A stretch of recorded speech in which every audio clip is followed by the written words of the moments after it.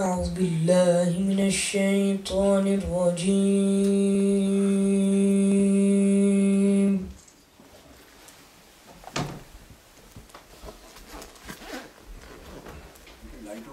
بسم الله الرحمن الرحيم. پراپر گائیڈ کرنا بھی آپ کی ذمہ داری ہے، چپ رہنا تو نہیں ہے کام آپ کا. اگر ہائٹ صحیح نہیں ہے تو آپ کا فرض ہے کہ بتائیں اونچا کریں. والضحى والليل إذا سجى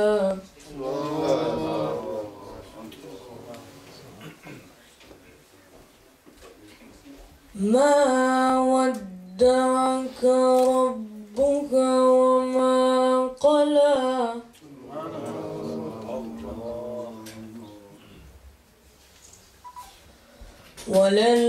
وللآخرة خير لك من الأولى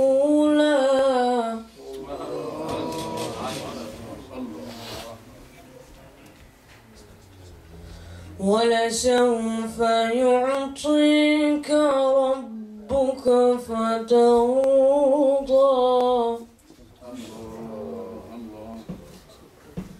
بسم الله الرحمن الرحيم.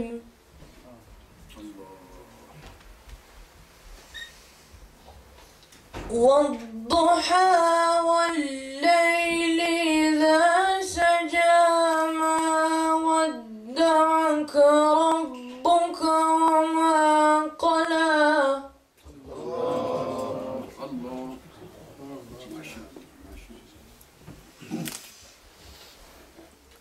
والضحى والليل إذا سجى ما ودعك ربك وما قلى وللآخرة خير لك من الأولى.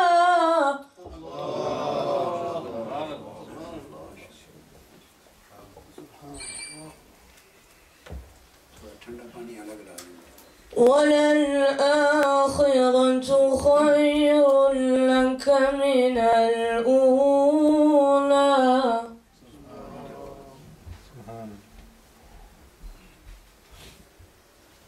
ولسوف يعطيك ربك فترضى. ألم يجدك يتيما فآوى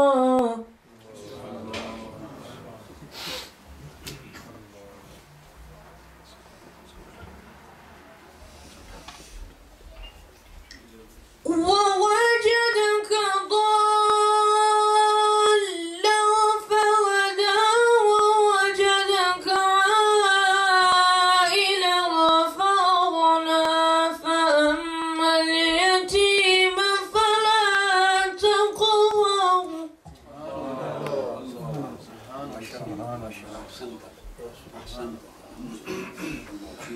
فأما اليتيم فلا تقهر وأما السائل فلا تنهر.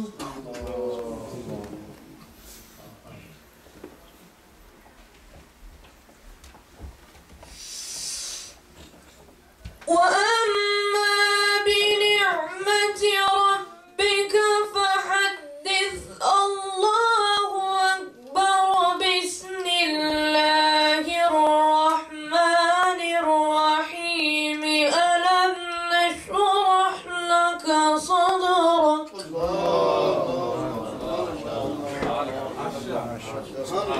أحسنت يا أحسنت روحي ما شاء الله ما شاء الله أكرمك الله. ووضعنا عنك وزرك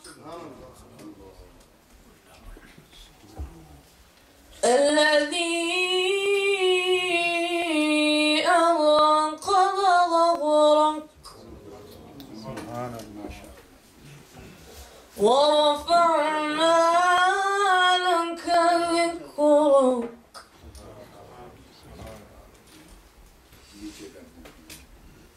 نیچے کر دیں.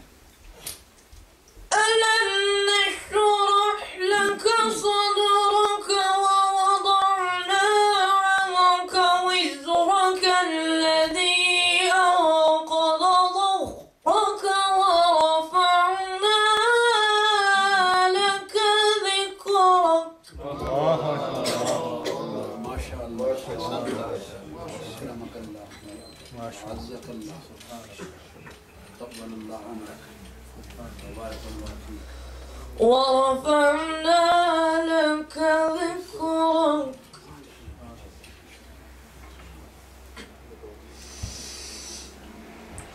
ادھر آ جاؤ. فإن مع العسر يسرا إن مع العسر يسرا فإذا فرغت فانصب وإلى ربك فارغب. سبحان الله. فإذا فرغت فانصب وإلى ربك فارغب.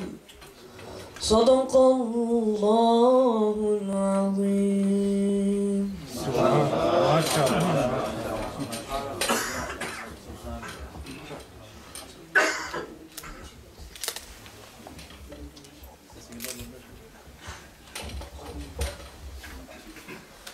مولاي صل وسلم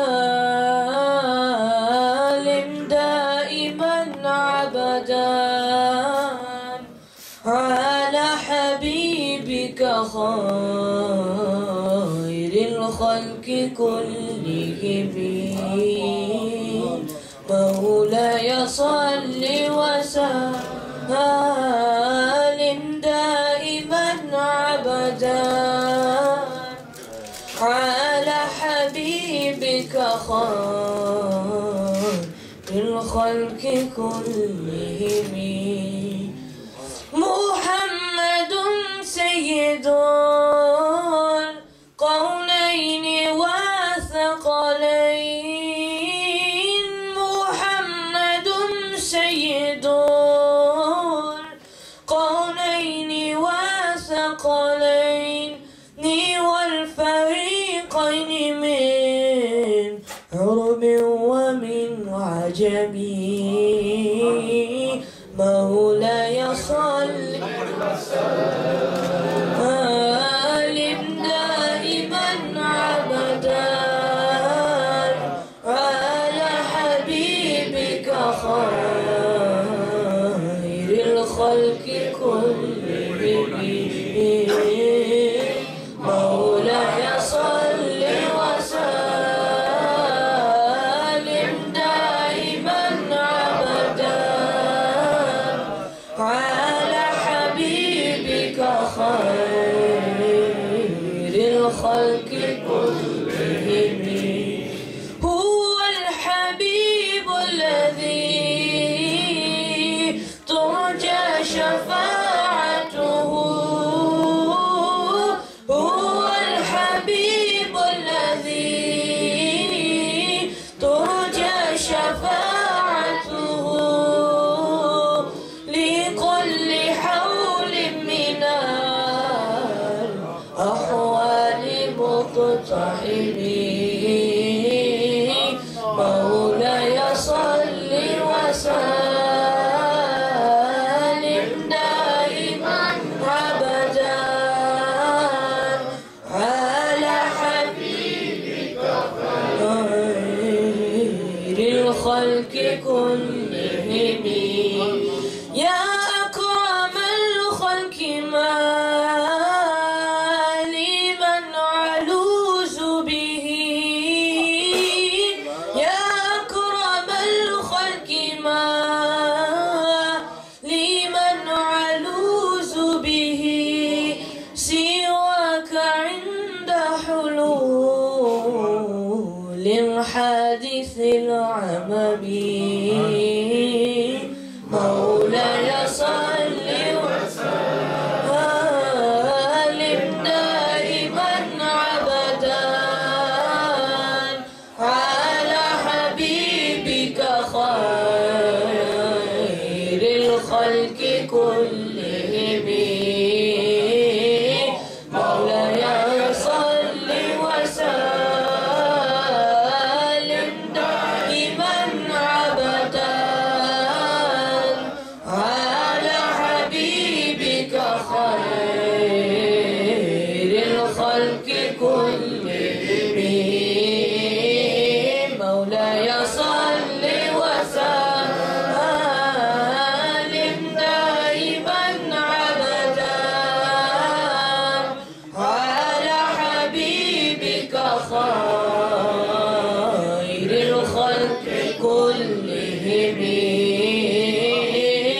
مولاي صل وسلم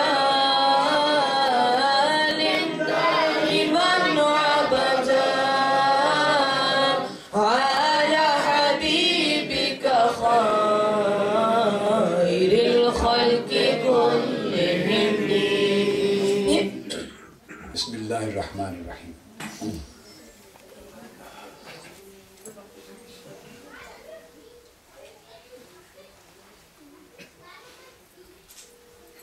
اللہم صلی علی سیدنا و مولانا محمد وعلی آلہ وصحبہ وبارک وسلم.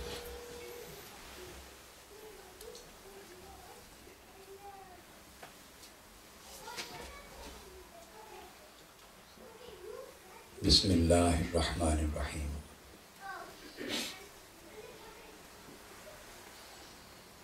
تھوڑی دیر پہلے ہم ذکر کر رہے تھے دوستوں کے حقوق کا. تو اس ضمن میں یہ ایک بات کر رہا تھا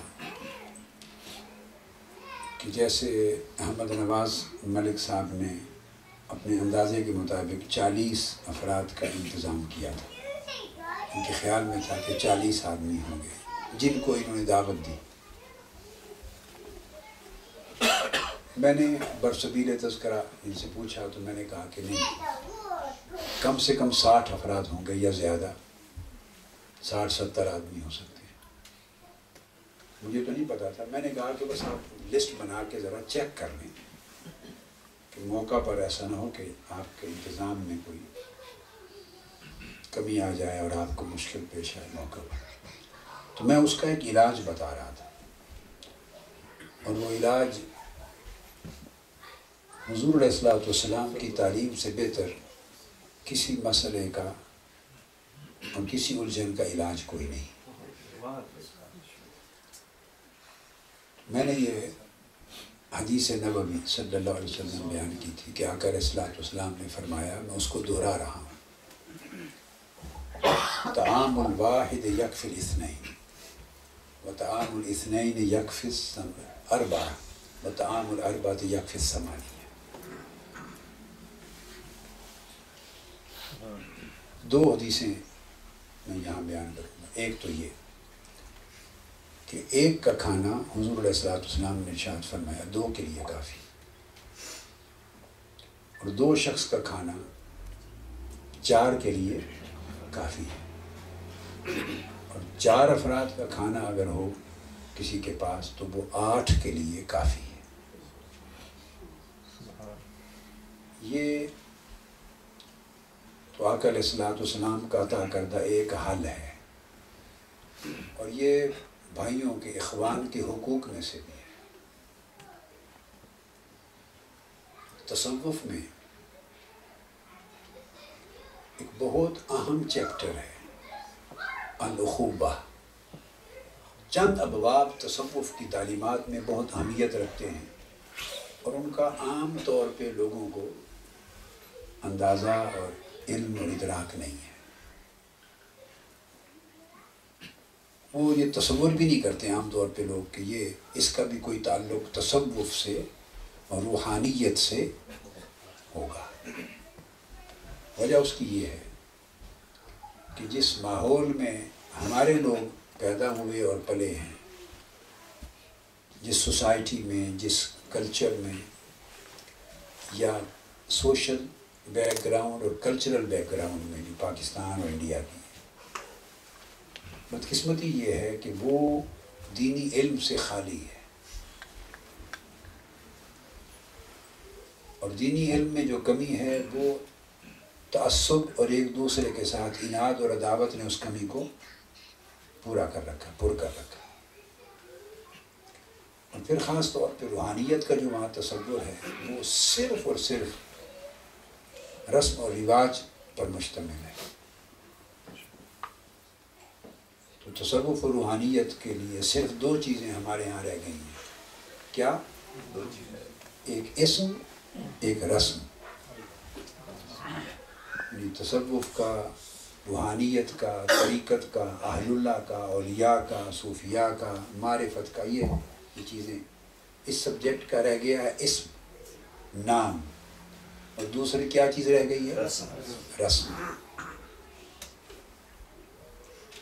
دین میں اور تصوف میں بھی نہ تو اسم کا انکار ہے اصلاً اور نہ ہی رسم کا انکار ہے۔ اب یہ دوسرا اینڈ ہے۔ ایک انتہا یہ ہے بسبب جہالت اور بسبب مفاد پرستی کہ صرف تصوف، روحانیت، نام ہی دو چیزوں کا رہ گیا ہے، اسم اور رسم، اور اس کی جو روح ہے اور حقیقت وہ غائب ہو گئی ہے، اس کا وجود بھی نہیں ملتا۔ اور جو منکرین ہیں روحانیت کے، وہ کہتے نہیں ہیں کہ ہم روحانیت کے منکرین ہیں، اور ان کی تعبیر روحانیت کی ایسی ہے جو ظاہریت ہی ہے، مگر جو تصوف کے منکرین ہیں اور اس کو نہیں مانتے، وہ اسم کا بھی انکار کرتے ہیں اور رسم کا بھی انکار کرتے ہیں، تو وہ ایک دوسری انتہا ہے۔ تو اسم اور رسم کے انکار کے نام پر حقیقت میں وہ اس کی حقیقت اور روح کا انکار کر رہے ہوتے ہیں، سمجھ گئے؟ تو بات یہ ہے کہ انکار کلیتاً دین میں یا تصوف میں یا کسی بھی تعلیم میں یا علم کے کسی بھی شعبے میں، یاد رکھیں، نہ اسم کا کلیتاً انکار ہے اصلاً اور نہ رسم کا انکار ہے اصلاً۔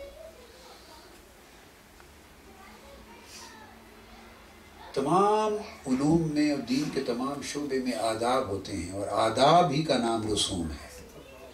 اگر رسوم صحیح ہوں تو ان کا نام آداب کا دوسرا عنوان ہے، اور اگر رسوم غلط ہیں تو وہ آداب نکل جاتے ہیں تو پھر رسوم رہ جاتے ہیں۔ تو آداب رسوم ہی ہے، مناسک دین کے اور حج کے وہ بھی رسوم ہیں،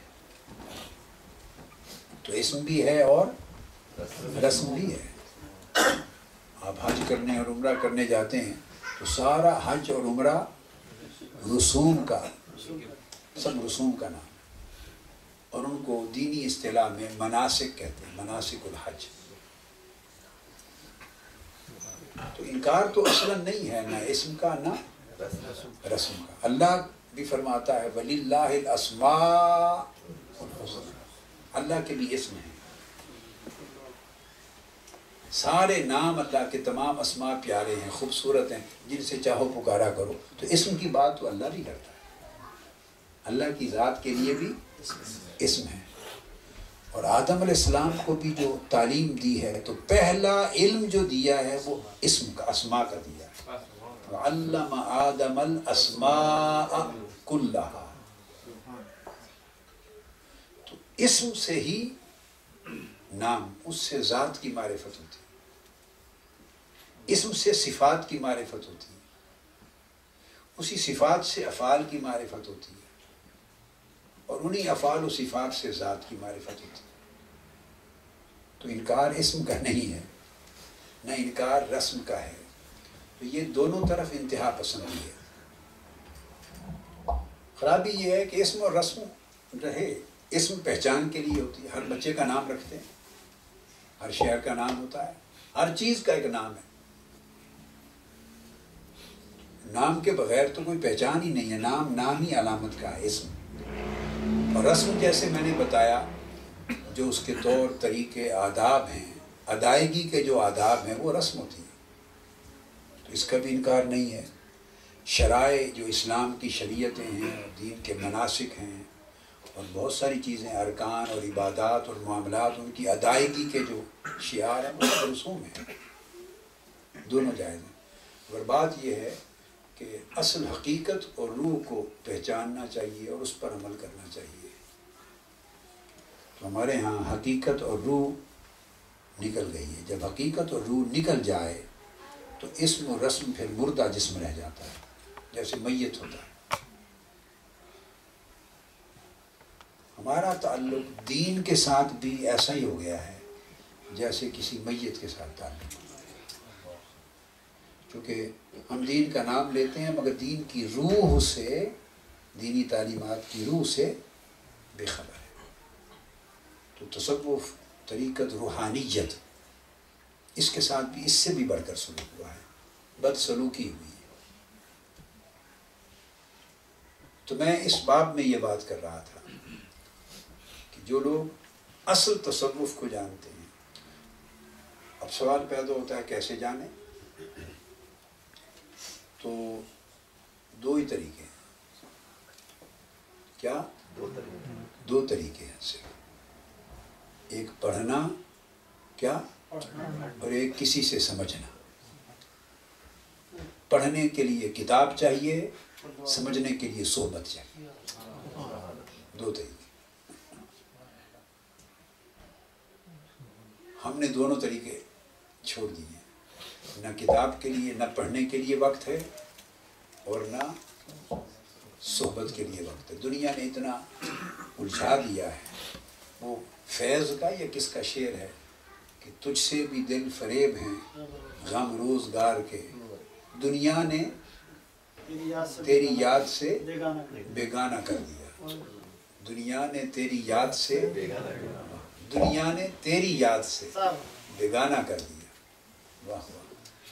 تجھ سے بھی دل فریب ہیں غم روزگار کے. اب دل فریب ایک اور معنی میں استعمال ہوتا ہے، مگر مطلب یہ ہے کہ دل کو دھوکہ دینے والے ہیں، غم روزگار کے. اور اس کو پتہ نہیں کسی کا یہ شعر ہے مصرع یا نہیں ہے، تو میرے ذہن میں ایسے الفاظ کی ترتیب بن رہی ہے کہ دنیا نے تیری یاد کی فرصت بھی چھین لی. ممکن ہے کسی کا ہی مصرع نہیں ہوگا، ایسے ہی الفاظ کی ترتیب میرے ذہن میں بن رہی ہے. یہ ممکن ہے ہو، یاد نہیں آ رہا. دنیا نے تیری یاد کی فرصت بھی چھین لی. ہم اس حال کو پہنچ گئے کہ ہمیں روزگار نے اتنا دیوانہ کر دیا ہے اور محبوب سے اتنا بیگانہ کر دیا ہے کہ فرصت نہیں ہے. تو دو چیزیں، حصول علم پر توجہ کرنی چاہیے، اور علم کے لیے ہمیشہ وقت نکالا جائے. کہ اللہ تبارک و تعالیٰ نے سلسلہ نبوت بھی شروع کیا تو علم سے، سلسلہ انسانیت بھی شروع کیا تو علم سے، سلسلہ انسانیت کی ابتدا بھی علم سے کی، اور وہ پہلا انسان جس کو بنایا وہ پہلا نبی تھا. تو علم آدم الاسماء کلھا. اور تکریم انسانیت، انسان کی جو عزت و تکریم ہے، اس کی جو رسپیکٹ ہے، اس کی جو آنر ہے، اس کی جو گریٹنس ہے انسان کی اور انسانیت کی، اس کا بھی جو پہلا راز بتایا ملائکہ کو حکم دیتے ہوئے کہ سجدہ کرو، وہ بھی یہی تھا کہ علم آدم الاسماء کلھا. اور جب انہوں نے سوال کیا تو فرمایا انبئونی باسماء ہؤلاء ان کنتم صادقین. تم یہ علم اگر تمہارے پاس ہے تو بتا دو. اور انہوں نے جب اپنی عاجزی کا اقرار کیا اور آدم علیہ السلام کی عظمت کا اقرار کیا تو وہ بھی زبان علم سے قالوا سبحانک لا علم لنا الا ما علمتنا. بار بار علم کا لفظ کتنی بار ریپیٹ ہو رہا ہے، کتنی بار ریپیٹ ہو رہا ہے. کہا کہ تو باری تعالیٰ ہمیں کوئی علم نہیں سوائے اس قدر کہ جو تو نے ہمیں سکھایا ہے، اتنا ہی جانتے ہیں. تو اس سے جو نقطہ ملا کہ علم کسی کے سکھائے بغیر نہیں آتا، الا ما علمتنا، علم سکھائے بغیر نہیں آتا. چونکہ جو ڈائریکٹ کتاب سے پڑھتے ہیں، یہ بات اگلی بات سمجھیں. پھر علم اور معلومات میں فرق ہے. کیا؟ علم میں معلومات ہوتی ہیں مگر ہر معلومات جو ہیں وہ ساری علم نہیں ہوتی. معلومات غلط بھی ہو سکتی ہیں. معلومات علم تو معلومات دیتا ہے مگر معلومات کو سمجھے کہ وہ علم ہے، یہ جہالت ہے. اب ہمارا دور علم کا نہیں رہا، معلومات کا دور. جس دور میں ہم جی رہے ہیں بدقسمتی سے، یہ معلومات کا دور ہے، علم کا نہیں ہے.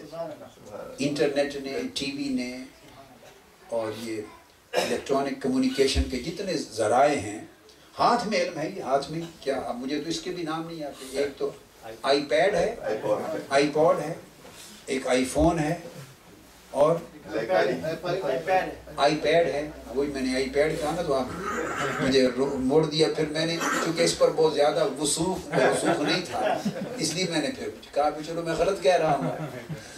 तो आईपैड है, आईफोन है, आईपॉड है और पता नहीं क्या क्या है, ब्लैकबेरी है और टैबलेट, कई चीज़ें होंगी। मेरा मकसद है कि मालूमात हैं, हाथ में लिए फिरते हैं, ये मालूमात हैं। क्या? दो चीज़ों में फ़र्क है, इल्म नहीं है। इल्म के स्पेसिफिक अलग ज़राए होते हैं, तरीक़ होते हैं, सबील होते हैं, जिनसे छिन कर मेहनत करके रियाजत करके डायरेक्ट आता है। तो ये मालूमात हैं। तो मालूमात बड़ी आम हो गई।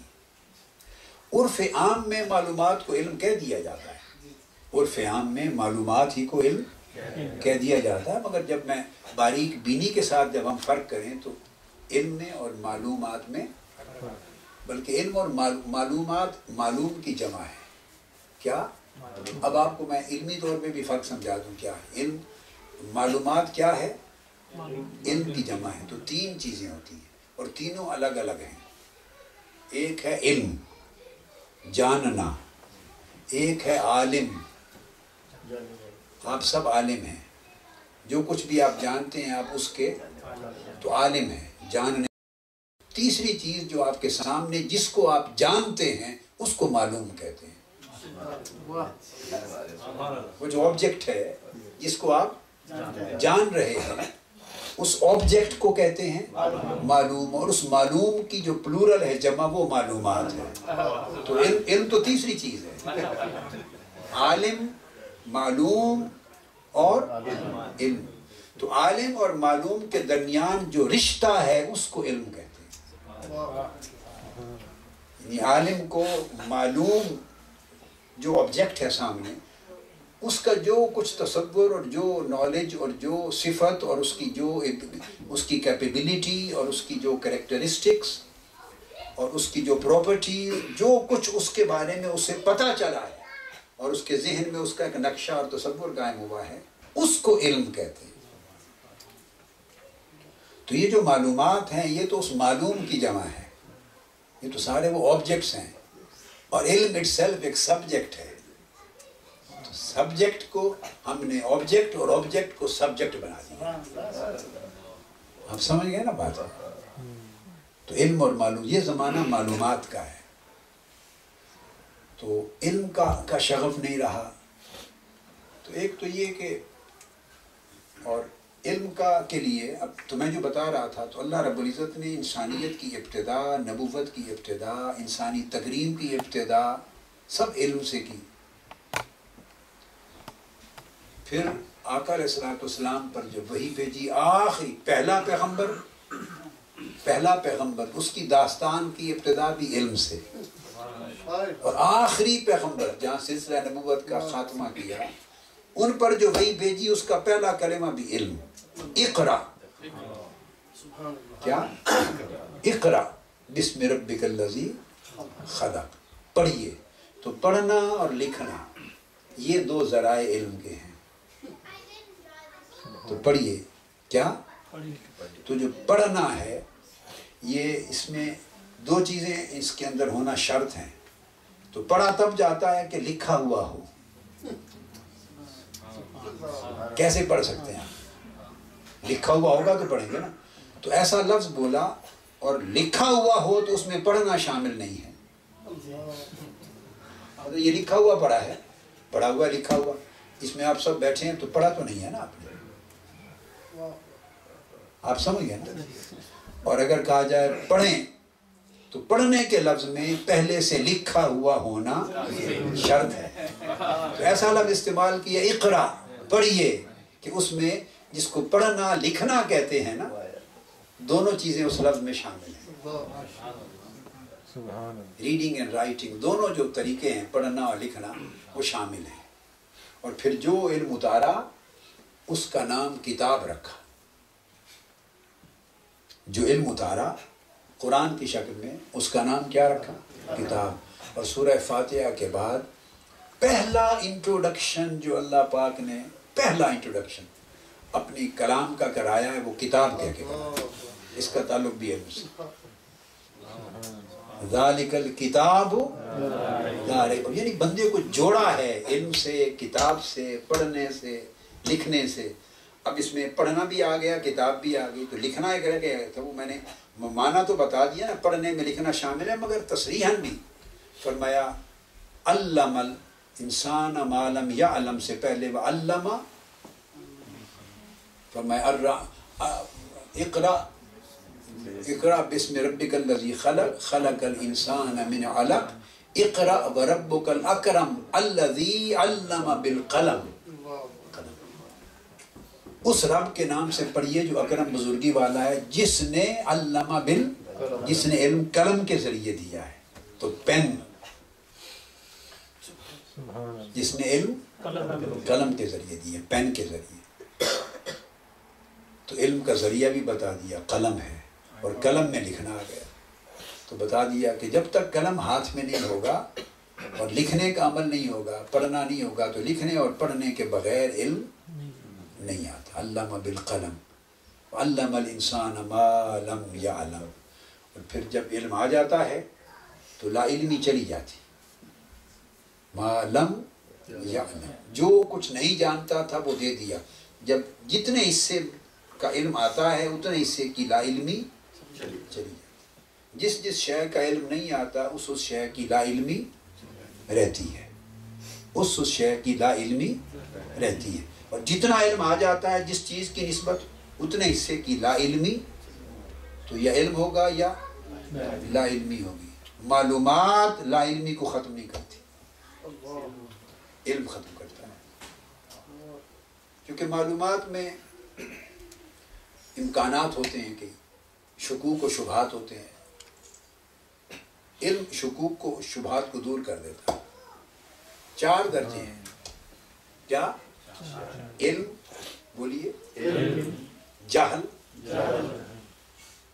شک، ظن، فہم۔ 5 درجے۔ کتنے درجے ہیں؟ 5 چیزیں۔ جہل تو وہ کنڈیشن ہے، ما لم یعلم، جس کا علم نہیں ہے تو وہ جہل ہے۔ ٹھیک ہے؟ جب جہل چلا گیا تو علم آ گیا، علم آیا اور جہل چلا گیا تو وہ علم ہے۔ علم میں سمجھا چکا ہوں۔ تو علم اور جہل آمنے سامنے آ گیا، تو صرف علم اور جہل ہی آمنے سامنے نہیں، باقی 3 چیزیں بھی علم کے سامنے مقابلے میں۔ علم ایک طرف ہے، 4 چیزیں ایک طرف ہیں اس کے مقابلے میں۔ کیا؟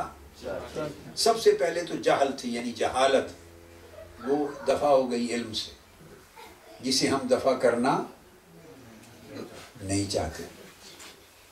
علم پہ محنت نہیں کرتے نا، تو جہالت کو دفع نہیں کرنا چاہتے۔ تو ایک تو جہالت تھی۔ دوسری میں نے اس جہالت کے بعد پھر 3 چیزیں گنوائیں، ٹوٹل 4 بنی علم کے مقابلے میں۔ ایک کہا شک، تو علم شک کا بھی علاج ہے۔ آپ کو شکوک ہوتے ہیں نا بہت سارے ہیں، تو اس کا علاج علم۔ بہت سی چیزوں میں شکوک ہوتے ہیں، اس کا علاج کیا ہے؟ علم۔ جب علم نہیں ہوتا تو وہ اس جگہ کو شک پر کر لیتا ہے۔ یعنی جہاں سائنس کے مطابق ہوا کا دباؤ جہاں جتنا کم ہو جائے پریشر، ہوا کا دباؤ جتنا کم ہوتا چلا جائے، تو اس کم پریشر کے ہوتے خلا جو کریٹ ہوتا ہے، اس خلا کو کسی نے پر کرنا ہے۔ ہوا ہوتی نہیں ہے، ہوا ہوتی نہیں، اس کے نہ ہونے کی وجہ سے تو دباؤ پریشر کم ہو گیا نا، تو خلا ہوتا جا رہا ہے، تو خلا کو پر کرتا ہے۔ جتنا خلا ہوتا ہے تو تب آندھی آتی ہے، جتنا خلا ہوتا ہے تب آندھی آتی ہے، اس خلا کو پر کرتی ہے۔ یہ سائنٹیفک پرنسپل ہے، سائنس کا ایک اصول ہے۔ یہ آندھیاں جو چلتی ہیں، سٹارم کیسے آتے ہیں، اس اصول کے تحت آتے ہیں۔ تو علم جب نہ رہا تو کسی نے تو اس کا پر کرنا ہے، تو اس کا یہ تو جہل تھا، جہالت تھی بالکل ساری۔ کچھ لوگ جہالت سے نکل آتے ہیں، ایک سٹیپ آگے نکل آتے ہیں مگر علم تک نہیں پہنچتے. یہ مختلف لوگوں کے احوال ہیں. جو سارے عالم ہونے ڈکلیئر کرتے ہیں نا، وہ اللہ بہتر جانتا ہے کہ وہ کس مقام پہ کھڑے ہیں. انہی میں سے کئی جہل کے مقام پر کھڑے ہیں مگر ڈکلیئر کرتے ہیں علم، عالم ہونا. اور کئی ایک قدم وہاں سے نکلتے ہیں، علم بہت دور ہوتا ہے تو وہ شک کے درجے پر کھڑے ہوتے ہیں. تو شک کیا ہے؟ جو چیز آپ کو معلوم ہوگی بھئی یہ پانی ہے، اس بوتل میں پانی ہے، یہ علم ہے. اب غلام رسول نے کہا یار پتہ نہیں یہ پانی ہے یا وائٹ ونیگر ہے.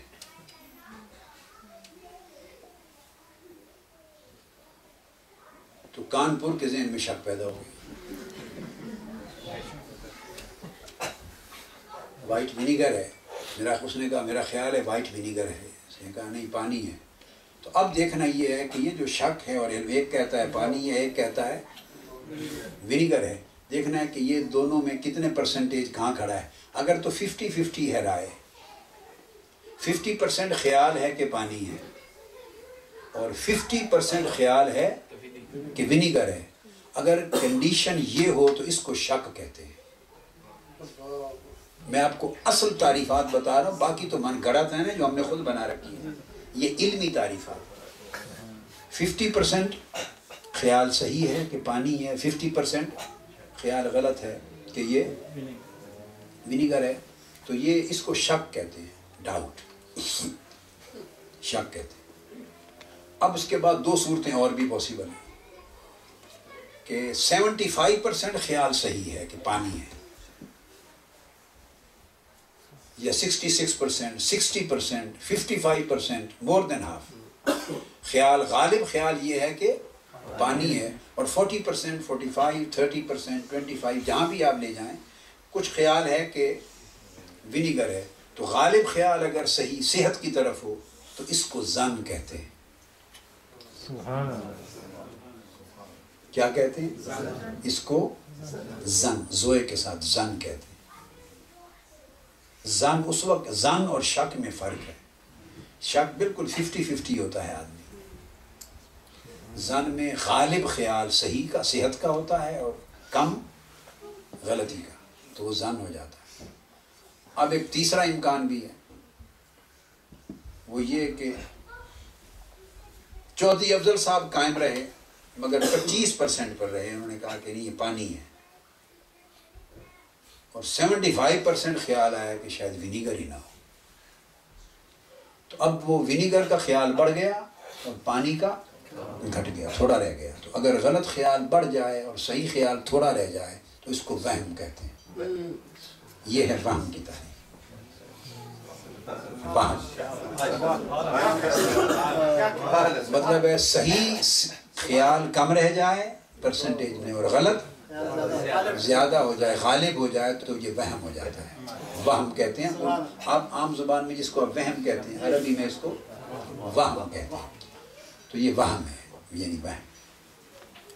غالب خیال صحیح ہو جائے تو ظن ہو جاتا ہے.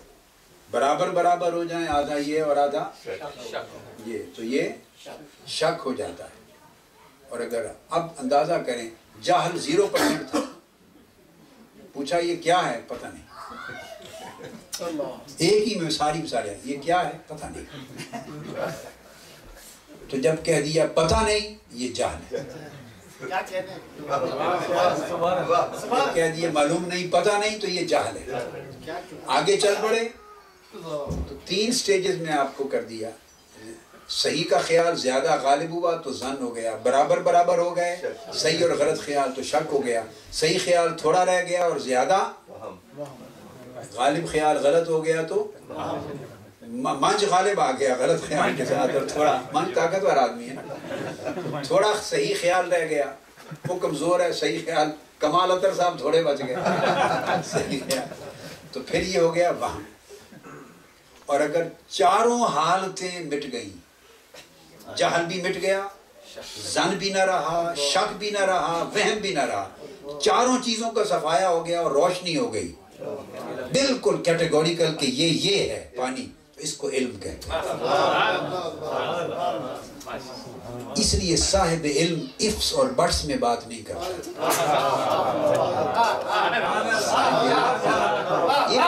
ifs اور buts میں بات نہیں، اس کی بات میں ڈاؤٹ نہیں ہوتا، اس کی بات میں ڈاؤٹ نہیں ہوتا، وہ ڈیفینٹ ہوتا ہے، سرٹن بات کرتا ہے، سرٹن. اب جب آپ یہ سمجھ گئے کہ جو علم گنجائش نہیں چھوڑتا اور صاحب علم ifs اور buts کی بات نہیں کرتا کہ شک پیدا ہو، اس لیے اللہ پاک نے جب اپنے علم کی بات کی، جو میں نے اتارا ہے اپنے محبوب پر، اپنے علم کی بات کی، جس کو کتاب کا ٹائٹل دیا، تو اس کا انٹروڈکشن ہی یہاں سے کرایا، ذالک الکتاب لا ریب فیہ. یہ وہ کتاب ہے.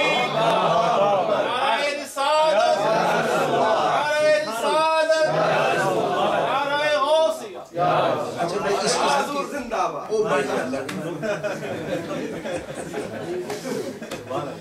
عید محمد نہیں تو عید والی بات ہی. اب اس طرح کی باتیں بڑے اجتماعات میں نہیں ہو سکتی. جب بڑا اجتماع ہوتا ہے نا، ہزار ہا کا، وہاں ہر قسم کے ذوق کے لوگ بیٹھے ہوتے ہیں، تو وہاں اس طرح کی باتیں نہیں ہوتی، وہ ماحول ڈیفرنٹ ہوتا ہے. چھوٹی نشست ہو تو پھر آدمی اور طریقے کی باتیں کرتا ہے، جیسے آدمی فیملی میں بچوں کو سمجھاتا ہے. تو اس لیے اللہ پاک نے اپنے علم کا انٹروڈکشن کرا کے دو باتیں کی. ایک تو کہا یہ کتاب ہے، اور کتاب کے ذریعے میسج دیا کہ اس کو پڑھنا اور سمجھنا. کتاب کے لفظ میں میسج ہے کیا؟ پڑھنے سمجھنے کا. اور دوسری چیز کیٹیگوریکل کر دی کہ یہ کیٹیگوریکل ہے، لا ریب فیہ، اس میں کسی شک و شبہ کی گنجائش ہی نہیں ہے. سو نہ اس میں جال رہے گا جس کے پاس یہ علم آ جائے گا، نہ اس میں شک رہے گا، نہ ظن رہے گا، نہ وہم. تو علم ان کو مٹا دیتا ہے. اور اگر علم اللہ اور اس کے رسول کی عطا سے آ جائے تو پھر ان چیزوں کی جگہ کہاں بچتی. تو یہ تو بائی دی وے بات ہو گئی علم کی. علم اور معلوم میں جو فرق ہے. بسم اللہ الرحمن الرحیم.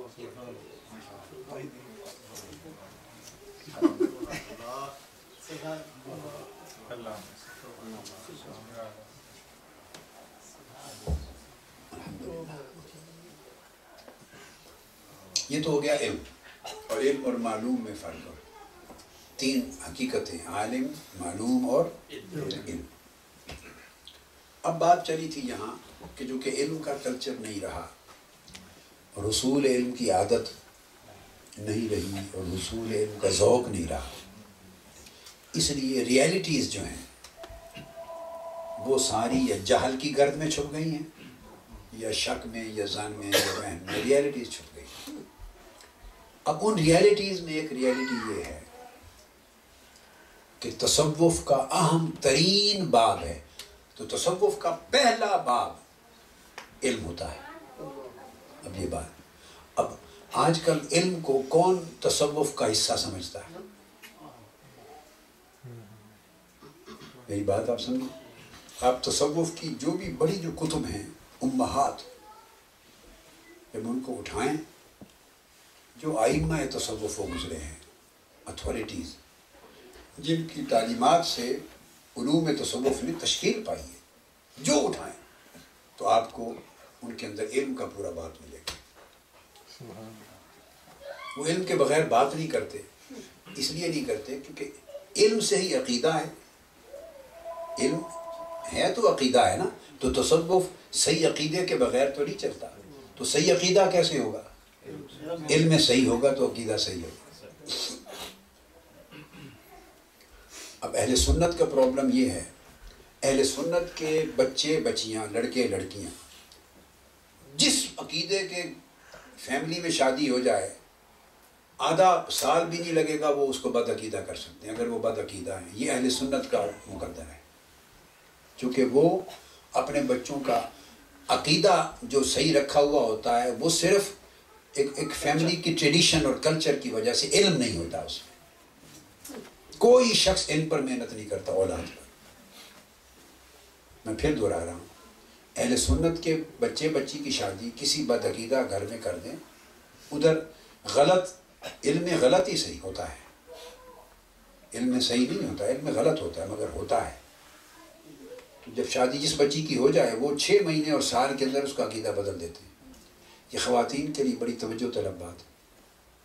بیٹیوں نے تو جانا ہی ہے نا دوسرے گھر، تو آپ اپنے گھر میں ان کو آپ نے عقیدہ صرف ٹریڈیشنلی اور کلچرلی دیا. کیا دیا کہ بچوں نے دیکھا کہ ہمارے پیرنٹس میلاد کرتے ہیں، دیٹس اٹ. پوری زندگی ان کو یہ نہیں سمجھایا گیا کہ ہم میلاد کیوں کرتے ہیں، اس کا جواز کیا ہے، دلیل کیا ہے، شریعت میں اس کی جگہ کیا ہے. دیکھا 11ویں شریف بھی کرتے ہیں، حلقہ ذکر بھی کرتے ہیں، بزرگوں کو، مشائخ کو، بڑوں کو ملتے ہیں تو ہاتھ بھی چومتے ہیں. تو اسی طرح دیکھا دیکھی میں سارا کچھ کرتے رہے، ہاتھ پاؤں بھی چومتے ہیں، دیکھا دیکھی میں کرتے رہے. عزت احترام میں قیام بھی کرتے ہیں، صلاۃ و سلام بھی پڑھتے ہیں، حضور سے توسل وسیلہ بھی کرتے ہیں، شفاعت مانگتے ہیں. یہ ساری چیزیں زندگی میں تھوڑی یا زیادہ جو بچے بچیاں فیملیز بچے دیکھتے رہتے ہیں، وہ صرف ایک ٹریڈیشن، یہ ان کا یعنی انوائرمنٹل پرسیپشن ہے بس. جس ماحول میں ایٹماسفیرک پرسیپشن، انوائرمنٹل پرسیپشن ہے بس. انوائرمنٹ میں جو دیکھا پرسیو کیا، علم نہیں ہے بس پرسیو کیا، پرسیپشن. اب وہ چلے گئے دوسرے عقیدے کے، ہاں شادی ہو کر بچی چلی گئی. دوسرے لوگ ہمیشہ علم پر اہل سنت کے مقابلے میں بدرجہ زیادہ محنت کرتے ہیں، چونکہ وہ اقلیت میں تھے اور ہیں. اقلیت والوں کو اپنی بقا کی ضرورت ہے، بقا علم کے بغیر نہیں ہوتی. اور یہ جیسی امت ہے ساری سے ذرا اہل سنت ہیں، وزن بھی ملتا جلتا ہے امت اور اہل سنت. یہ اکثریت میں ہیں تو یہ سمجھتے ہیں ہم تو اکثریت ہیں آلریڈی، تو یہ بقا کی ان کی کوئی ضرورت محسوس نہیں کرتے، لہٰذا محنت نہیں کرتے. لیکن آپ کسی جنگل میں یا کسی جگہ کوئی جانور چھوڑ دیں، جو کمزور ہوگا، جس کو خطرہ ہوگا، وہی اپنی جان کی بچاؤ کے لیے ایفرٹ کرے گا. وہی ایفرٹ کرے گا نا جس کو خطرہ ہوگا. اکثریت سمجھتی ہے مجھے خطرہ نہیں ہے، سو اپنے بچاؤ کے لیے ایفرٹ نہیں کرتے. جب ایفرٹ نہیں کرتے تو وہ فٹ نہیں ہوتا انوائرمنٹ میں. اور وقت آ گیا ہے سروائیول آف دا فٹسٹ کا، سروائیول آف دا. تو وہ تو چونکہ اس کی فٹنس ہوئی نہیں ہے اس میں جو علم کے ساتھ ہونی تھی. اس نے کوئی فن ہی نہیں سیکھا اپنے بچاؤ کا، کیونکہ اسے بے درک تھا، اسے تو پتہ ہی کوئی نہیں تھا. جسے بیٹھے بٹھائے مل جائے کھانے کا، جس کی اولاد کو، جیسے ہمارے یہاں اولاد بیٹھے بٹھائے مل جائے، وہ بچہ روزگار کمانے کی فکر کیوں کرے گا؟ اور جس کو کوئی کما کے لا کے دینے والا نہ، اور سر پہ پڑے کہ شام کا کھانا ہی نہیں، نہ کل کا ہے، نہ آج کا ہے، نہ کل کا، نہ پرسوں کا ہے ہی نہیں، سر پہ پڑے گی تو وہی کرے گا نا ایفرٹ. جی وہی ایفرٹ کرے گا نا. تو وہی کرے گا نا جس کو پتہ ہے بھی آنا نہیں ہے تو پکائیں گے، بنائیں گے، کمائیں گے، محنت کریں گے. یہ ایک نیچرل فینومینا ہے. تو اہل سنت اس پوزیشن میں اکثریت. اب وہ سچویشن چینج ہو گئی، ہو رہی ہے بڑی تیزی کے ساتھ. میں ویسے اوور آل بتا رہا ہوں، وہ چینج ہو گئی. یعنی دوسرے لوگ طاقتور ہوتے گئے، علم کے اسلحہ ان کے پاس آتا چلا گیا، یہ کمزور ہوتے چلے گئے اور ان کی تیاری نہیں تھی، لہٰذا ان کی نسلیں چونکہ فٹسٹ نہیں تھے for their survival, they were not fit for survival, لہٰذا وہ عقیدے ان کے تیزی سے بدلتے رہے. تو اللہ کا فضل اور اس کا انعام اور احسان ہے کہ ایک تھمی ہے سچویشن، ٹھہراؤ آیا ہے. اور کئی ملکوں میں ابھی یہ بات نارتھ امریکہ کے لیے تو نہیں کرتا جو کہ میں انوالو نہیں ہوا زیادہ، 4-5 سال تو بالکل ہی ٹوٹلی میں نے اتنا ہی لو پروفائل پہ رکھا ہے کہ کوئی نہیں دیا. تو اب میں تھوڑا سا ہلکا پھلکا شروع کیا ہے آف اینڈ ڈاؤن. مگر انگلینڈ میں، یورپ میں تو ساری فضا چینج ہو گئی. وہاں جو اہل سنت اور نسلیں لوزرز تھے وہ ٹوٹلی اس کنڈیشن سے نکل آیا نا، دے آر گینر. وہ تو وہاں کی سچویشن چینج ہو گئی ہے الحمدللہ. تو مقصد بات کا یہ ہے کہ چونکہ تیاری نہیں ہوتی ان کی، تو جب جاتے ہیں عقیدے بدل جاتے ہیں. حتیٰ کہ اگر دوسرے کسی بد عقیدہ فیملی کی بچی آپ کے گھر آ جائے، بہو بن جائے، تو پورے خاندان کا عقیدہ برباد کر دیتی. ہم نے لاہور میں دیکھا اپنے پڑوس میں ایک اہل سنت عقیدے کے لوگ ہیں اور تھے نسلوں سے پریکٹسنگ اہل سنت، بیٹے کی شادی کی، ایک بہو آ گئی کسی دوسرے عقیدے سے، اس ایک بہو نے نہ صرف شوہر کا بلکہ اپنے سسر اور ساس کا پوری فیملی کا عقیدہ گڑبڑ کر دیا، خراب کر دیا سارے گھر کا، چونکہ یہ بھی اپنے ماں باپ کے وقت سے کلچرلی اور ٹریڈیشنلی اہل سنت چلے آ رہے تھے نا، تو مطلب علم پر محنت ہی نہیں، اور یہ کنڈیشن آج تک ہے جس پر میں زور دے رہا ہوں، اور یہ نہیں رفع ہو سکتی جب تک آپ علم حاصل نہیں کریں گے اور اولاد کو حصول علم پر لگائیں گے نہیں۔ اب کتابیں ہیں آپ کے پاس، کتابیں ہیں، کیسٹس ہیں، کیو ٹی وی ہے، لاکھوں کروڑوں لوگوں نے، ملینز کے حساب سے گھرانوں نے کیو ٹی وی کے ذریعے اپنے عقائد درست کر لیے، ملینز نے، ہمیں تو ہر وقت خبر ملتی رہتی دنیا بھر، یعنی عقائد بدلے ہوئے، بگڑ گئے عقائد، چھوڑ کے چلے گئے تھے، پلٹ کے واپس آ گئے، اور بڑے بڑے ایسے عجیب واقعات ہیں کہ انسان سن کے دنگ رہ جاتا ہے، حتیٰ کہ دوسرے عقیدہ رکھنے والوں کے نوجوان پڑھے لکھے بچے لڑکے، وہ ان کی نسل پہ عمل ہو گیا، وہ چینج ہو گئے، اب ان کے والد اور والدین علماء کو بلا بلا کے گھر لا رہے ہیں۔ کراچی کے واقعات ہیں، دور حدیث کیا ہوا ہے دارالعلوم سے اور منوری ٹاؤن سے، کیو ٹی وی دورہ بخاری دورہ مسلم سن سن کے نوٹس بناتا رہا، جب ختم ہوا اس نے اناؤنس کر دیا کہ میں آج عقیدہ چھوڑ رہا ہوں۔ 8 سال وہ دارالعلوم میں پڑھا، کراچی کا جو بڑا ہے، اب اس کا والد بھی عالم ہے وہاں، اور اساتذہ کو والد نے ایفرٹ کی، پھر شیخ الحدیث آئے، اساتذہ آتے رہے، سر توڑ کوشش کی، پر اس نے تو نوٹس بنا لیے تھے، اس نے سارے دلائل دی۔ اب وہ کہتا تھا وہ لڑکا ان سے کہ جو کچھ صحیح بخاری سے انہوں نے بتایا، 8 سال ہم پڑھے ہیں، آپ نے ان میں سے ایک حدیث ہمیں نہیں پڑھائی۔ بچے کی چند ایک باتیں کہ مجھے چند باتوں کا جواب دیں، آپ اساتذہ ہیں سر آنکھوں پر، جو کچھ انہوں نے صحیح بخاری سے پڑھایا اور بتایا، 8 سال پڑھا ہوں آپ کے پاس، ان میں سے ایک حدیث بھی یہ صحیح بخاری میں ہے یہ بھی نہیں بتائی، آپ کیوں چھپائی؟ آپ کو علم نہیں ہے یا آپ نے چھپایا؟ اب اس کا جواب کیا دیں گے؟ انہیں بتا دیں کہ یہ حدیثیں ہیں، یہ پڑھی ہے صحیح بخاری مسلم، کہتے میں نے ایک روزانہ لیکچر سن کے رات کو بیٹھ جاتا تھا اور بخاری مسلم اٹھا کر وہ حدیثیں تلاش کر کے چیک کرتا تھا، ایک حدیث بھی ایسی انہوں نے کوٹ نہیں کی جو من نوان انہی الفاظ کے ساتھ موجود ہو۔ یہ تو آپ نفی کر دیں کہ حدیثیں ہیں نہیں، انہوں نے کہا نہیں ہیں، موجود ہیں۔ دوسری بات انہوں نے شرح کی ہے،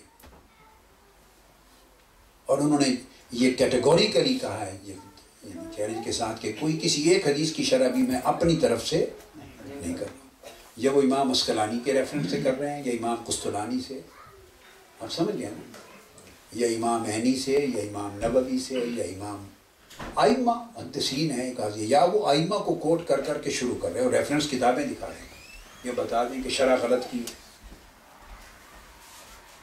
اگر آپ کہتے ہیں انہوں نے غلط کی ہے تو انہوں نے تو اپنی طرف سے کچھ نہیں بتایا، انہوں نے تو سارے ائمہ کو کوٹ کیا، اس کا مطلب ہے ان ائمہ کا عقیدہ بھی یہی تھا، تو آپ نے یہ بھی نہیں بتایا۔ ہم آج تک یہ سنتے رہے کہ یہ عقیدہ ہندوستان سے پیدا ہوا ہے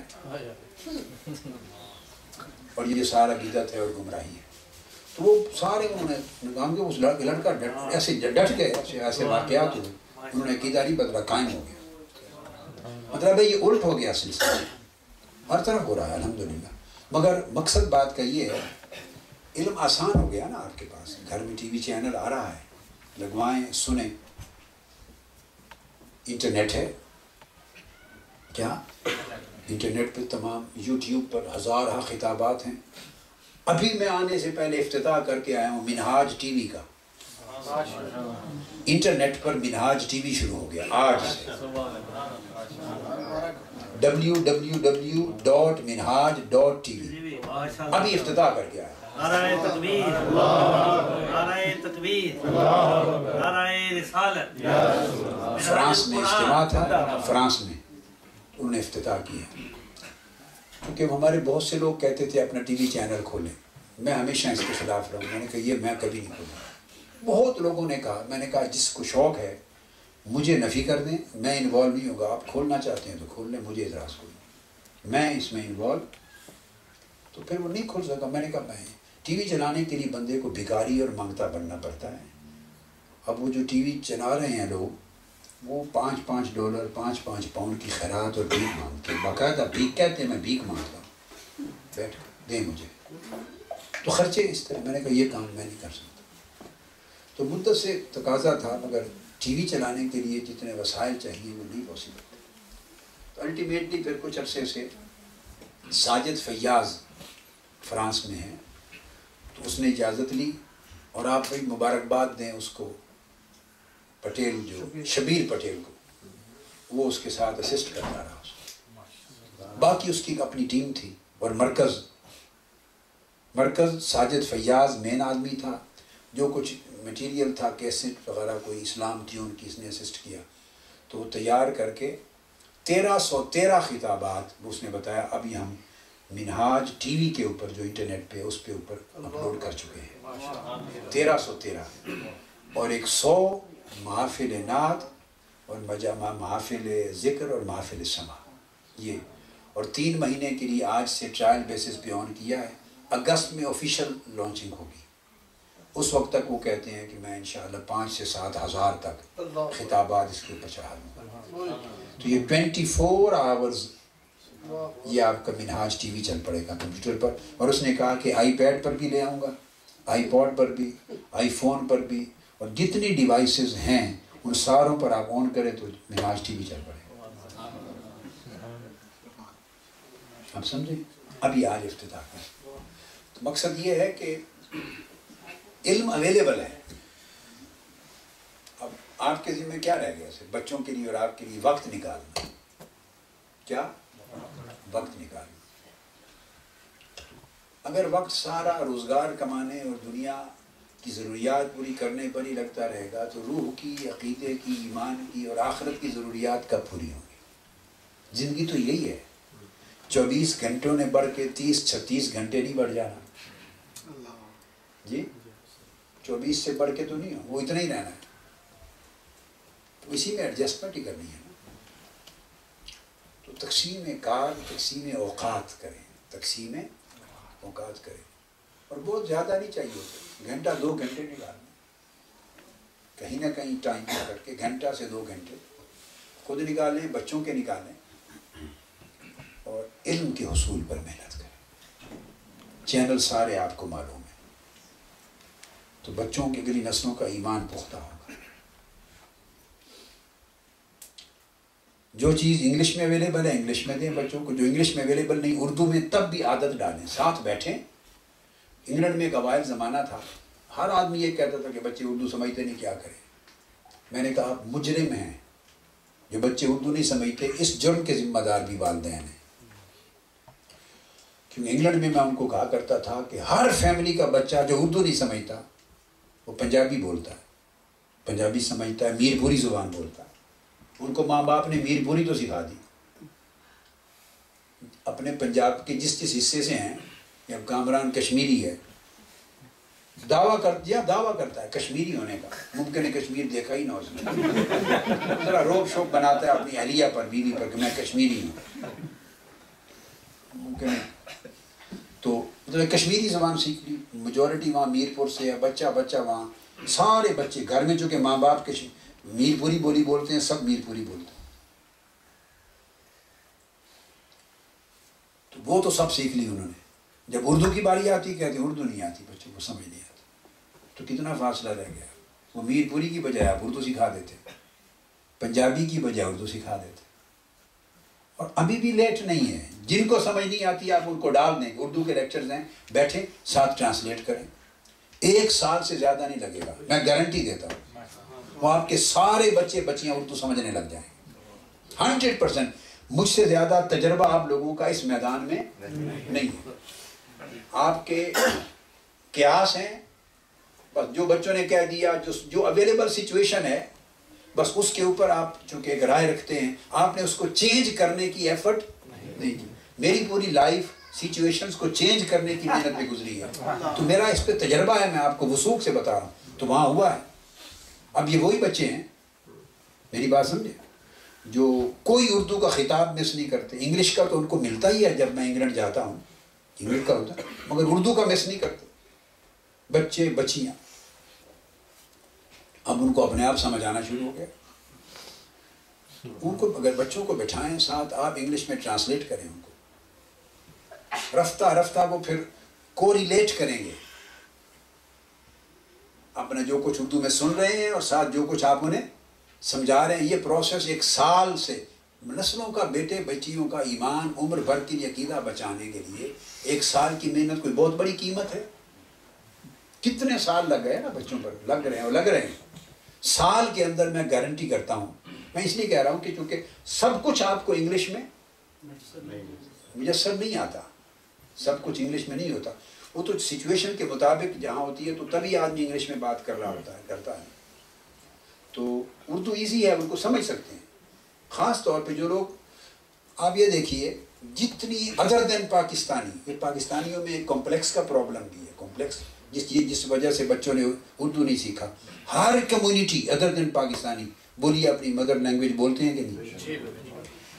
کل عرب جہاں بھی جائیں وہ اپنے بچوں کے ساتھ عربی بول رہے ہوتے ہیں. کینیڈین ہیں، صحیح بات ہے. کل عرب عربی بول رہے ہوتے ہیں کہ نہیں بچوں کے ساتھ. ہمارا کمپلیکس کیوں ہے؟ آپ چائنیز فیملیز کو دیکھ لیں، کل چائنیز بچوں سے چائنیز بول رہے ہوں گے. یورپین جس کنٹری کا آدمی ہے بچوں سے اپنی زبان. ہم بعض اوقات بیٹھے ہوتے ہیں کسی جگہ، ارد گرد مختلف طرح طرح کی زبانیں ٹیبلز پہ چل رہی ہوتی ہیں، پتہ ہی نہیں آتا یہ کون سی بولیاں بول رہے ہیں. امریکہ بھی، کینیڈا بھی، ہر طرح کی کنڈیشن. یہ جو امیگرینٹس کے کنٹریز ہیں نا، انگلینڈ میں نہیں ہے. یہ انگلینڈ کی پوزیشن الٹا زیادہ مشکل تھی جو چینج کر دی. یہاں تو ہر کوئی اپنی الگ زبان بول رہا ہے بچوں کے ساتھ. یہ کمپلیکس صرف پاکستانی لوگوں کو پیدا ہوا ہے بدقسمتی سے. اس کے اسباب ہیں کہ پاکستانی میجورٹی لیبر کلاس آئی ہے، محنت مزدوری کر کے روزگار کمانے کے لیے. خود نالجبل لوگ میجورٹی نہیں تھے، بہت کم لوگ والدین پڑھے لکھے تھے. تو یہاں بچوں نے پڑھنا شروع کیا، والدین کو آتی نہیں تھی، تو کمپلیکس میں انفیریورٹی کمپلیکس نے ان کو برباد کر دیا. وہ ودرا کر گیا، ہاتھ ہتھیار چھوڑ گئے. تو وہ بچوں نے تو جو پڑھنا تھا وہی سیکھنا تھا نا، وہ ڈومینیٹ کر گیا. باقی ساری، اب ٹرکش میں جائیں بچے ٹرکش بول رہے ہوتے ہیں، سارے والدین فیملیز ٹرکش میں بات بچوں سے کر رہے ہوتے ہیں. اس لیے سادہ بات ہے کہ انگلش تو سیکھنی ہی سیکھنی ہے. انہوں نے انگلش تو وہ تو اب جا نہیں سکتی. کینیڈا میں جو آ گئے تو اب انگلش کہاں جائے گی؟ انگلش بھاگ کے کہاں جائے گی؟ وہ سارا دن اسکول میں پڑھنا، آپس میں کھیلنا بولنا. انگلش تو سیکھنی ہے انہیں.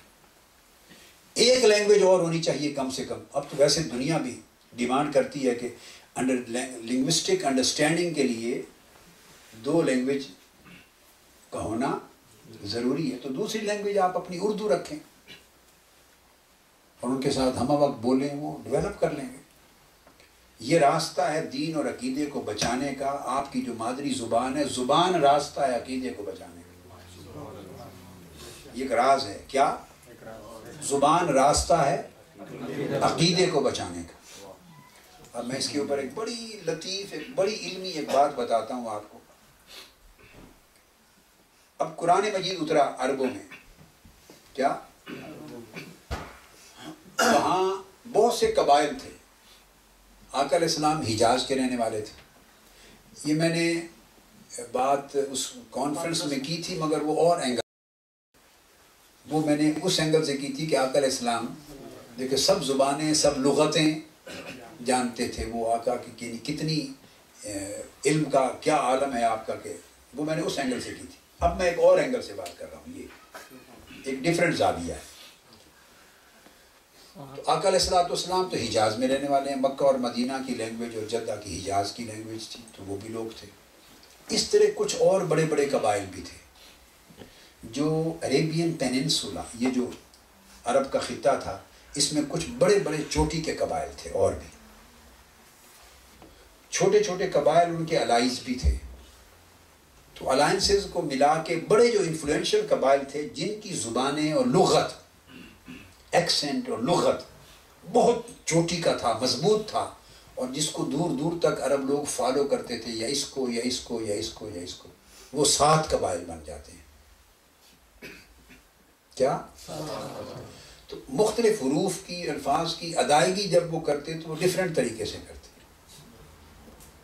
تو ایک قبیلے سے تعلق رکھنے والا آدمی بعض اوقات اس کو سمجھ نہیں سکتا، ادائیگی جو ہے اس کی، مخارج وہ ڈفرینٹ ہوتے تھے.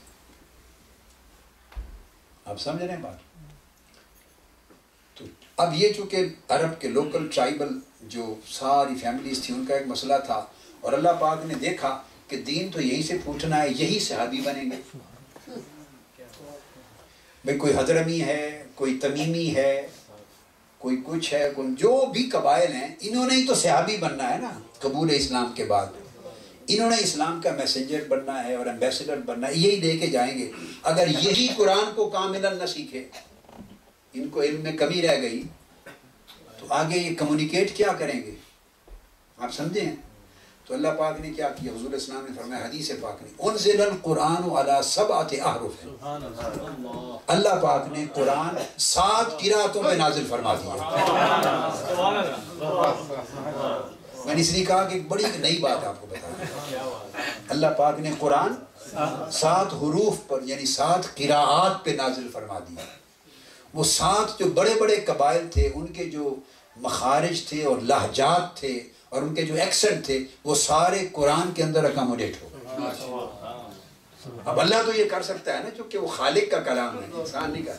تو سارے لہجے اور ان کی قرآت اکاموڈیٹ ہو گئی قرآن میں. لہذا سارے لہجے جو ایک دوسرے کی زبان کو نہیں سمجھتے تھے، وہ ایٹ دا سیم ٹائم قرآن کو یکساں سمجھنے لگے. چونکہ آپ اپنے لہجے میں بات کر رہے ہیں، تو بخاری صاحب کے لہجے میں، یعنی ایجیکس کے لہجے میں بات کر رہے ہیں، اور مثال پکرنگ کے لہجے میں بیٹھنے آدمی آپ کی بات، بعض جملوں کو یا لفظوں کو، حروف کو نہیں سمجھ رہا. ایک مسیس آگا کے لہجے میں، یہاں تو لہجے فرق نہیں، میں مثال دے رہا ہوں، قریب نہیں تو وہ سکھستان میں رہتے ہیں، کانپور، یہ برامپٹن میں، تو برامپٹن کا والا اس لہجے کو یہ نہیں سمجھ سکتا.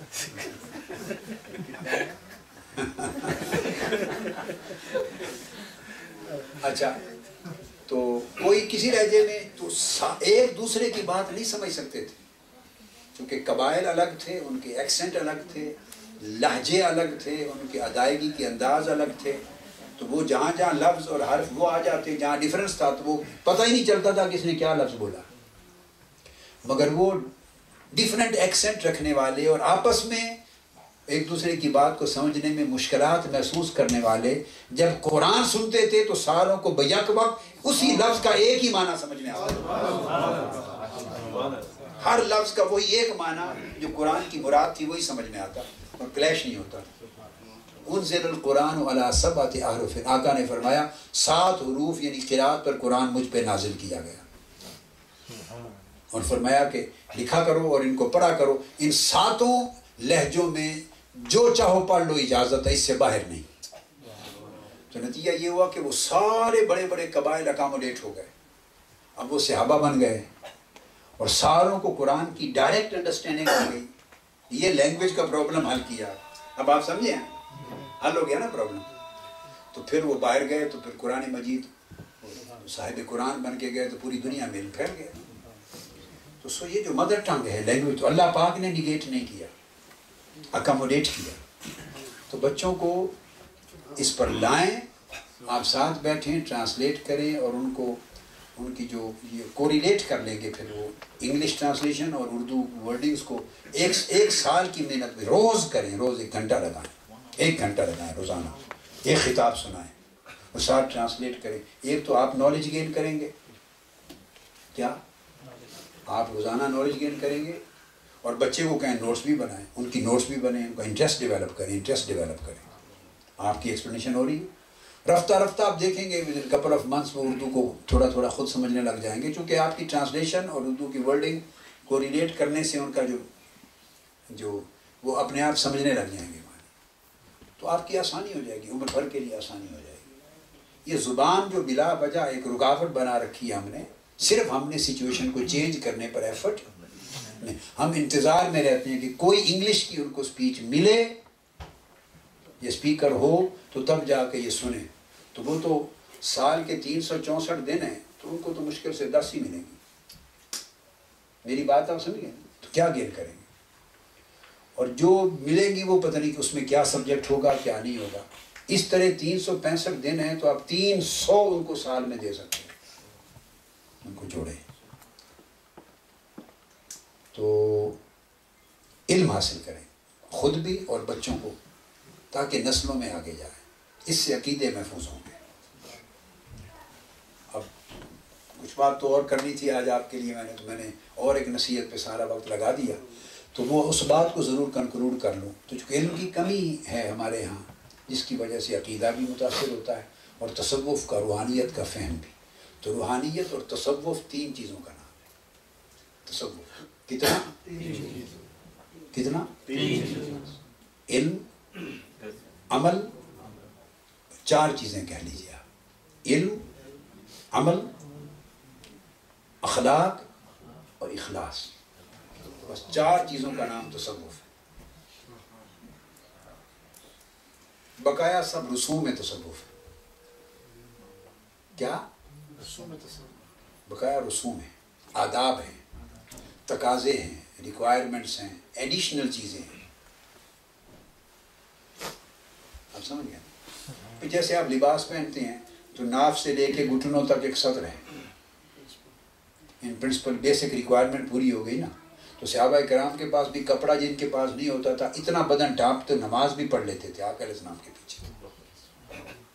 ایک چادر ہوتی تھی نا, اتنی چھوٹی چادر, نیچے ٹخنوں تک بھی نہیں جاتی, بھائی یہاں تک لگا کر گھٹنے چھپ گئے تو سطر ڈھانپ گیا, اس سے نماز بھی پڑھ لیتے تھے, باقی جسم پورا ننگا. حضرت بلال جیسے کئی لوگ ایسے تھے. تو یہ لیسٹ منیمم ریکوائرمنٹ پوری ہو گئی. مگر آپ اس کے اوپر اکتفا نہیں کرتے, پھر آپ قمیض پورا پہنتے ہیں, شلوار پہنتے ہیں, پھر آپ اس کے اوپر جیکٹ پہنتے ہیں, جبے پہنتے ہیں, پھر ٹوپی پہنتے ہیں. یہ اضافات ہیں, رسومات ہیں, آداب ہیں, ایٹیکیٹس ہیں, ریکوائرمنٹس ہیں, ایکسٹرا کنڈیشنیلٹیز ہیں, کنڈیشنز ہیں, جس سے کمال ہوتا ہے چیزوں کا, باقی اس میں نہیں آتی. تو علم, عمل میں دونوں چیزیں آ جاتی, عبادات ساری آ جاتی. اخلاق میں کل معاملات آ جاتے ہیں, اور اخلاص اس میں صفائے نیت آ جاتی. علم اس میں عقیدہ درست ہو جاتا ہے. کیا علم اس سے عقیدہ کی صحت آ جاتی ہے. عمل اس میں عبادات درست ہو جاتی ہیں. اخلاق اس میں معاملات درست ہو جاتے ہیں لوگوں کے ساتھ. اور اخلاص اس میں ہر معاملے میں اور ہر عمل میں نیت درست ہو جاتی ہے. بس ان 4 چیزوں کا مجموعہ جس شخص میں ہو جائے وہ صاحب تصوف ہے. وہ صاحب, اس کو تصوف کہتے ہیں. اور تصوف کا لفظ بھی 4 حروف پر ہے, تا, صاد, واو اور فے. اس کے پھر الگ معنی ہے. تو یہ 4 چیزیں یکجا ہو جائیں تو گویا آدمی تصوف کی جو صفائے قلب کی راہ پہ چل پڑتا ہے. تو اس میں بات اب ختم کر رہا ہوں, وہ پھر چھڑا چونکہ علم, عمل, اخلاق اور اخلاص. تو جو تیسرا باب بتایا میں نے اخلاق, جس میں معاملات آتے ہیں, اس لیے تصوف کی تعریف ایک یہ بھی ہے کہ بہت سے عرفاء صوفیاء سے پوچھا گیا تصوف کیا ہے, تو کتابوں میں لکھتے ہیں تصوف کو علم المعاملہ کہتے ہیں. بس کئی ایک لفظ میں بھی سمو دیتے ہیں چاروں کو. اپنے معاملے کو درست کرنے کا نام تصوف ہے. کہ معاملہ درست کس طرح ہو, یہ جو علم ہے معاملے کو درست کرنے کا علم, اس کو تصوف کہتے ہیں. آپ سوچیں گے معاملے میں سب کچھ کیسا آ گیا, تو آ گیا سب کچھ. اپنا معاملہ اللہ سے درست کر لینا, عبادات ہو گیا. اپنا معاملہ لوگوں سے درست کر لینا, معاملات ہو گئے. معاملے کی نیت درست کر لینا, اخلاص ہو گیا. میری بات سمجھیں. اور یہ ساری چیزیں درست تب ہوگی کہ ان چیزوں کا علم ہوگا. علم آ گیا. معاملہ کیا کرنا ہے, علم ہوگا تو پتا ہوگا نا کیا برتاؤ کرنا ہے. اور اگر آ گئے 40 کا کھانا پکا ہوا ہے اور بندے آج آ گئے 80 سے 82 سے اوپر ہو گئے جی,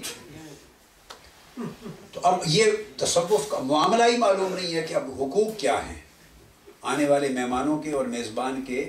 دوست ہیں آپ دوست ہیں. اور تصوف کا چیپٹر ہے جیسے میں نے بتایا ایک علم، اور اہم ترین چیپٹر ہے تصوف میں اخوت، اور اہم ترین چیپٹر اخوت کے اوپر ہے فتوت، اپنا سب کچھ دوسروں کے لیے قربان کر دینا. یہ تصوف کا چیپٹر ہے، فتوت، قربان کر دینا اپنا سب کچھ اور اپنی جان پر دوسروں کو ترجیح دینا. یہ تصوف ہے، یہ تصوف ہے. اور بتانا بھی نہیں کہ میں نے آپ کے لیے قربان کر دیا، یہ فتوت ہے، اس میں حیا بھی آ جاتا ہے. اور پھر اسی طرح سفر تصوف کا چیپٹر ہے. صوفیاء مسافر اور مہاجر ہوتے ہیں، وہ ایک جگہ قیام پذیر کم رہتے ہیں. ہمیشہ صوفیاء سفر پہ رہتے ہیں. تو میں تو صوفی تو نہیں بن سکا زندگی میں، تصوف تو نہیں پا سکا، مگر صوفیاء کی یہ جو عادت ہے، یہ اس کا لازمی باب ہے. انبیاء کا بھی، نبوت میں بھی ہمیشہ ہجرت رہی ہے. سب سے پہلے نبی نے سفر کیا جنت سے زمین پر. سب سے پہلا رسول نوح علیہ السلام سفر ہجرت کی، کشتی بنائی اور سفر کر کے آگے چلے گئے. دوسرا رسول ابراہیم علیہ السلام پیدا ہوئے عراق میں جہاں فرعون تھا، بابل میں، اور سفر کرتے کرتے ہجرت، پورا عراق چھوڑا، پورا شام چھوڑا، بیت المقدس، قدس گئے، مکہ معظمہ گئے، کعبہ بنایا، آئے، عمر بھر سفر پہ رہے. چوتھا رسول موسیٰ علیہ السلام مصر میں پیدا ہوئے، کبھی مدائن گئے، مدین، کبھی کوہ طور پر گئے، کبھی مصر سے 6 لاکھ اسرائیلیوں کو لے کر نکلے اور وادی سینا میں آئے، پھر وہاں سے کنعان گئے، فلسطین گئے، القدس گئے، عمر بھر سفر پہ رہے. عیسیٰ علیہ السلام سفر پہ رہے، آقا علیہ السلام سفر پہ، مکہ سے مدینہ. تو یہ انبیاء کا بھی ایک سفر کا چیپٹر ہے. یہ جو سفر ہے یہ انبیاء کا اور اولیاء صوفیاء کا طریقہ کثیر الاسفار، یہ سب ہر وقت حرکت اور ہجرت ہے، حرکت اور ہجرت ہے. اللہ نے نماز میں بھی ایک ہی جگہ ایک ہی حالت میں نہیں رکھی، اس کے اندر بھی ہجرت رکھی ہے. قیام سے رکوع میں منتقل ہونا، رکوع سے پھر قوما کرنا، پھر سجود میں جانا، پھر اٹھنا، پھر جانا، پھر اٹھنا، پھر قعود کرنا. تو اس میں بھی جگہ بدلتی رہتی ہے، نماز میں بھی حالت بدلتی، کبھی حالت اسی سے حالت بدلتی. ابدال اسی لیے ابدال ہوتے ہیں، وہ بدلتے رہتے ہیں، مکان بھی بدلتے ہیں، جگہ بھی بدلتے ہیں. تو مقصد یہ ہے کہ یہ مختلف اینگلز ہیں کسی بات کو دیکھنے کے کہ آپ لائف کو کس طرح دیکھتے ہیں. تو تصوف کے یہ چیپٹرز ہیں. ان میں سے ایک چیپٹر اخوت، بھائیوں کے حقوق. تو آج آپ نے بھائیوں کے حقوق تصوف کا پہلا درس لیا نا، اس پر عمل کرنا. 80-90 عورتیں مرد آدمی ہو چکے ہیں، 40 کا کھانا ہے مثال کے طور پہ. اور طریقہ آقا 40 کا نہیں ہوگا، گھبرا نہ جائیں کہ یہ کبھی ہاتھ ڈیگی نہ ہو جائے. سن کر کے اگر ہمیں یہ پتا ہوتا تو ہم گھر سے کھا کے آ جاتے. اگر آگے تصوف کا آج پہلا ہی سبق عمل کرنا تھا تو کچھ کھا بھی گیا. مقصد باتوں نفع میں رہ گیا صرف کمال اطہر صاحب. انہوں نے کہا میرا تو ساری زندگی اسی سبق میں گزری ہے.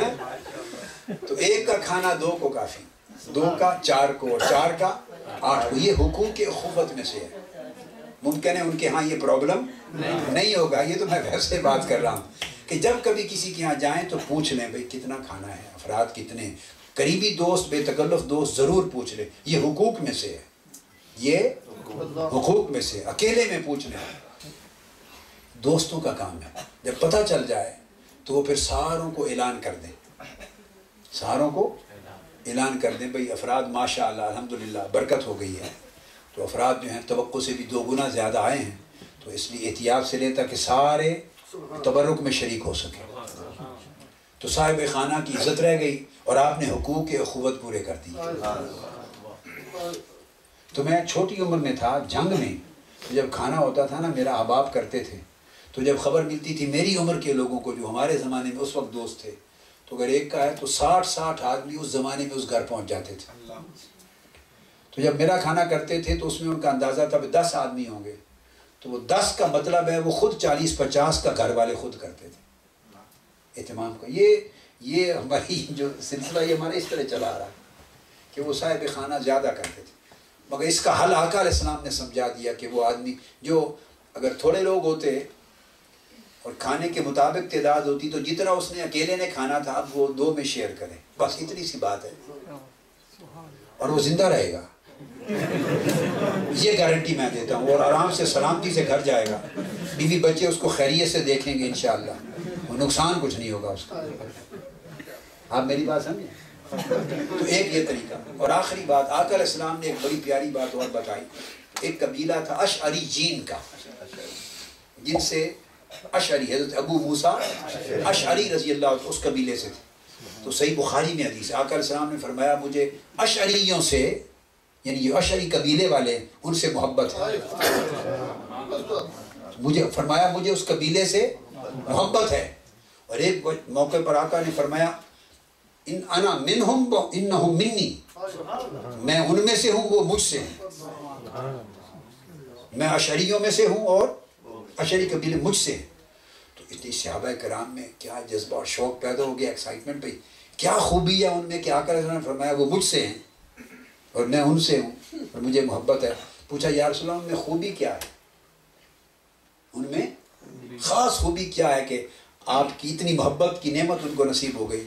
آقا علیہ السلام نے فرمایا ان کی خوبی یہ ہے کہ جب اس قبیلے والوں کے ہاں کسی آدمی کا یا کچھ لوگوں کا کھانا ان کا ختم ہو جاتا ہے تو جن جن لوگوں کے پاس کھانا ہوتا ہے وہ اپنے سارے کھانا لے کے اسی کے ہاں آ جاتے ہیں اور مل کر کھاتے ہیں، ایک برتن میں ڈال دیتے ہیں، سب مل کر کھاتے ہیں، کسی کو پتہ ہی نہیں چلتا کہ کس کے پاس کھانا تھا کس کے پاس نہیں تھا، سارے اکٹھا جمع کر لیتے ہیں اور سارا قبیلہ مل کے کھاتا ہے، پردہ بھی پڑ جاتا ہے اور سارے کھا بھی لیتے ہیں۔ فرمایا ان کی اس عادت سے میں اتنا خوش ہوں کہ مجھے محبت ہے اور میں ان سے ہوں۔ یعنی امت کو دراصل درس دے رہے تھے کہ جو چاہے مجھ سے ہو جائے وہ اپنے دوستوں کا اس طرح خیال رکھے، احباب کا، دوستوں کا، یہ حقوق اخوت اور فتوت میں سے ہے، اس طرح خیال رکھے۔ تو اب یہ ایسا ہی خیال، آج آخری جملہ، ایسا ہی نہ کر دیں کہ آپ گھر چلے جائیں خیال کرتے کرتے اور کھانے کے سارے دیج کے بھرے پڑے رہ جائیں اور احمد نواز ملک اور شاہدہ ملک بعد میں ڈونگے بھر کے لوگوں کے گھروں میں بھیج رہی ہوں کہ بچ گیا لے جائیں، ایسا ہی نہ کر دیں اتنا۔